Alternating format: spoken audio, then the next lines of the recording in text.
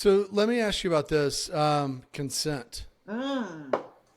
Yes. Huge. Huge. It's always been huge. I think it's really huge today. I want to say more now more than ever. I don't know if that's fair or not, but I think that one of the most important things, I'm going to make some gender generalizations now in this part of the conversation. So love me, hate me, but I think that there is a gender piece here. I think what is so cool right now is girls are being taught more and more that they can say no, they can bail on a situation, and that's okay. And so I think that's really amazing. I do think though that we really, really now more than ever need to be talking to boys about how important it is to be 100% certain that their partner that they are going to do anything with is really, really okay. And I tell particularly my 13-year-old who's like just stepping into this, but like right middle school I think is when they start to experiment. You really got to be checking at every checkpoint. After you kiss, if you're going to do something else, just take a beat. Hey, is it okay? Are you sure it's okay? Give the girl the out. We can stop at any time. If you're a dad that has a daughter, let them know you don't have to just keep going. You can stop at any time. Way, and I can reverse the gender generalization here.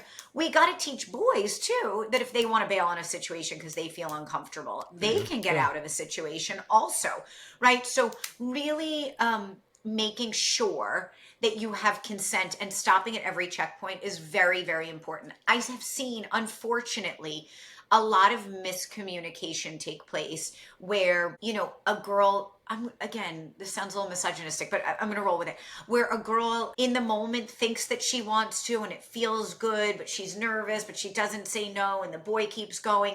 And then, she's having a conversation afterwards with the friends, and she's like, I didn't know, and it just takes one friend to be like, well, did you want to? Or wait.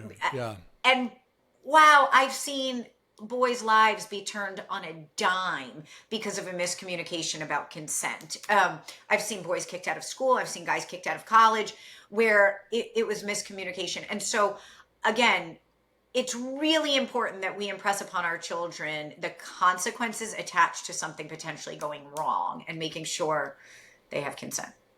So, I mean, you almost can't get enough consent, correct? You almost can't get enough consent. And again, in a non-activated state, this feels really available. Everyone's like, yeah, high five. I know, consent.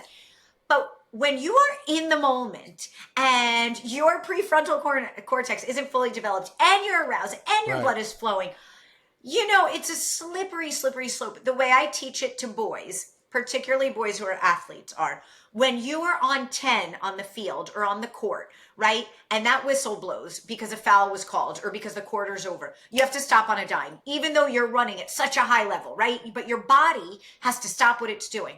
So they have actually been training themselves to be able to take a high physiological arousal response and stop on a dime.